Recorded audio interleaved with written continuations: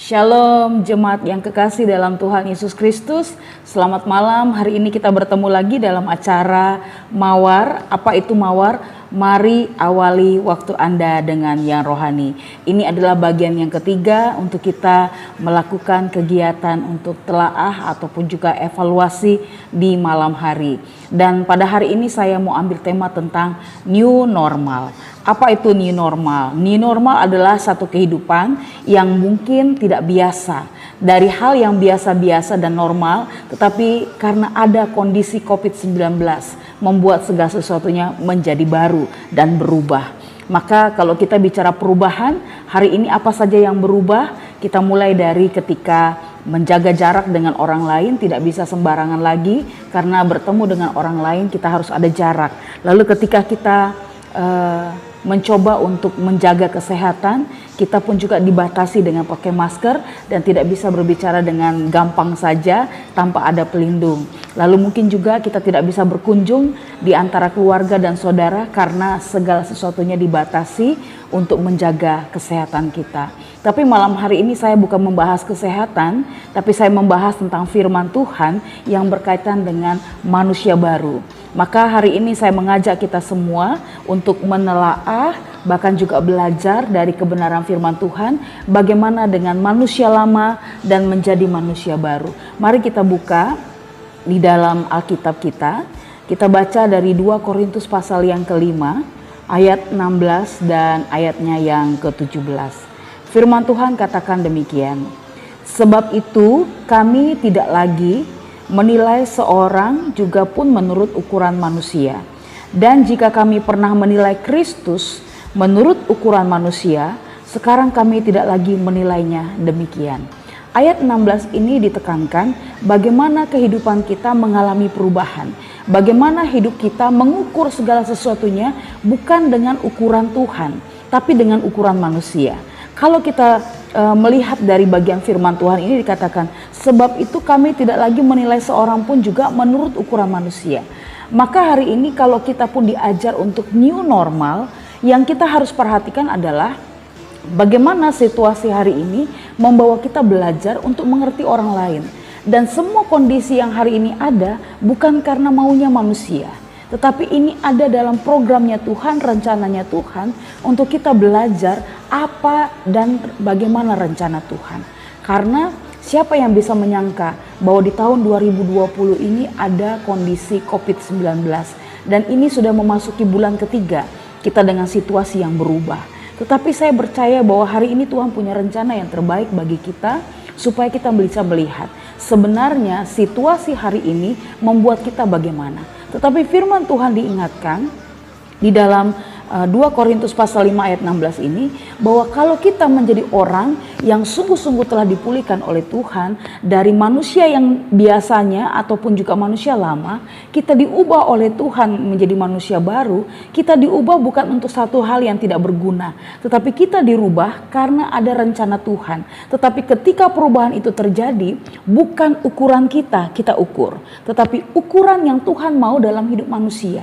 Maka diingatkan di dalam 2 Korintus pasal yang kelima ayat 16 ini, jika kita sudah menjadi manusia baru, casingnya lama, tetapi karakter, cara hidup, dan juga pola segala sesuatu dalam hidup ini berubah karena ada Kristus di hidupnya.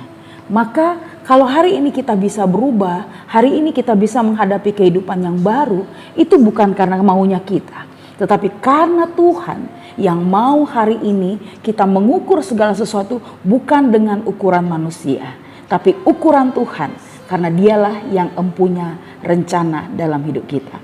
Ayat 17 firman Tuhan katakan, jadi siapa yang ada di dalam Kristus, ia adalah ciptaan baru. Yang lama sudah berlalu, sesungguhnya yang baru sudah datang. Maka hari ini persiapkanlah untuk satu perubahan hidup dalam kehidupan kita. Dan kalau hari ini kita mungkin ingin beribadah, tapi situasi beribadah pun akan berubah. Karena segala sesuatunya dibatasi. Tidak bisa lagi duduk dengan rapat, tapi mungkin nanti akan ada peraturan untuk menjaga jarak dengan segala sesuatunya. Mungkin satu tempat duduk hanya 2 orang atau 3 orang, karena semuanya terbatas supaya tidak terjadi hal-hal yang tidak diinginkan. Bahkan perubahan bagaimana lagi yang terjadi? Semua orang harus lebih care atau lebih peduli dengan kesehatan. Pakai masker, pakai sarung tangan, rajin mencuci tangan, itu menggambarkan bahwa kehidupan dunia ini hari ini berubah. Tetapi bagaimana dengan Anda sebagai ciptaan yang baru? Anda sudah dipulihkan oleh Tuhan. Tapi kalau pikiran Anda tidak berubah, berarti Anda belum sungguh-sungguh mengenal Tuhan. Bagaimana dengan kehidupan kerohanian Anda? Apakah dengan kondisi masalah yang ada hari ini membuat Anda semakin maju dan naik terus di hadapan Tuhan? Maka saya mengajak bagi kita, seperti ayat yang ke-17 firman Tuhan katakan, jadi siapa yang ada di dalam Kristus, ia adalah ciptaan yang baru. Jadi hari ini kita menghadapi kehidupan yang new normal. Sama hal ketika kita berubah dalam hal iman kita, pertumbuhan hidup kerohanian kita harus mengalami perubahan. Karena apa? Ada Kristus di hidup kita. Maka kita menjadi ciptaan yang baru. Lalu dikatakan, karena kita ciptaan yang baru, yang lama sudah berlalu, sesungguhnya yang baru sudah datang. Siapkah Anda untuk mengalami perubahan hidup yang baru? Anda harus berubah hari ini. Jika hari ini, sepanjang hari ini Anda dibuat marah, bisakah Anda, karena Anda adalah murid Kristus, bisakah Anda bisa menahan semua hal amarah dalam diri Anda? Anda mungkin biasa dengan kondisi yang menjengkelkan, dendam dan segala sesuatunya. Bisakah Anda ubah? Karena Anda adalah ciptaan yang baru. Anda harus buang semua hal yang tidak berkenan di hadapan Tuhan, supaya Anda boleh menikmati berkat-berkat Tuhan. Maka hari ini saya mau ingatkan, ketika hidup kita akan berubah, kita harus siap dengan segala sesuatu yang terbaik bagi Tuhan. Maka saya mau katakan, kondisi hidup hari ini harus berubah. Dan kondisi pekerjaan pun juga mungkin akan berubah. Karena ada yang memulai lagi dari nol, bahkan ketika dia masuk bekerja, yang sudah bekerja dan masih dipercayakan untuk bekerja, mungkin kondisinya sudah berubah dan mungkin gaji pun juga akan menurun. Tetapi ingat, ada Yesus yang menjamin hidup kita. Hal apa lagi yang membuat kita berubah? Mungkin persahabatan, persaudaraan. Hari ini segala sesuatunya terbatas bertemu dengan orang. Tetapi saya percaya bukan itulah segala-galanya. Hanya Kristuslah yang bisa menyatukan kita. Jadi kalau kita bisa berubah karena persahabatan kita sulit untuk bertemu, itu semuanya adalah hal yang terbaik supaya kita pun juga saling mengasihi, bukan hanya dengan tatap muka, tapi dengan via telepon atau kemajuan teknologi dengan email, Facebook atau apa saja. Kita bisa gunakan itu menjadi persahabatan dan juga persaudaraan yang erat. Apalagi yang berubah hari ini, keluarga. Yang mungkin hari ini kita harus menjaga perekonomian kita harus memperhatikan apa kebutuhan yang penting, tidak penting, ataupun juga yang biasa saja. Kalau andaikan kita mau berubah, saya percaya Tuhan pasti memampukan kita. Dan kita pun juga harus membuka hidup kita untuk maju terus dalam kerohanian yang baik, semakin meningkat di dalam Tuhan, sehingga Yesus Kristus selalu hidup di hidup kita. Karena hidup ini berubah karena ada Yesus yang sungguh-sungguh memulihkan hidup kita. Mari kita berdoa. Bapa yang Maha Kasih, kami berterima kasih untuk hari ini. Perjalanan hidup kami sungguh panjang, pagi, siang hingga malam. Kami dipercayakan oleh Tuhan untuk melewati semua perjalanan hidup. Tetapi kami percaya perubahan hidup kami, semuanya itu ada dalam pengetahuan Tuhan.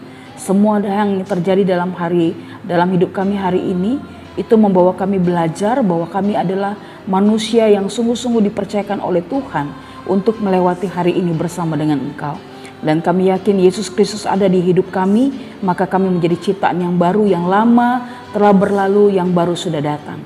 Maka biarlah kami siap untuk berubah dan menjadi agen perubahan supaya nama Tuhan yang selalu dipuji dan dimuliakan.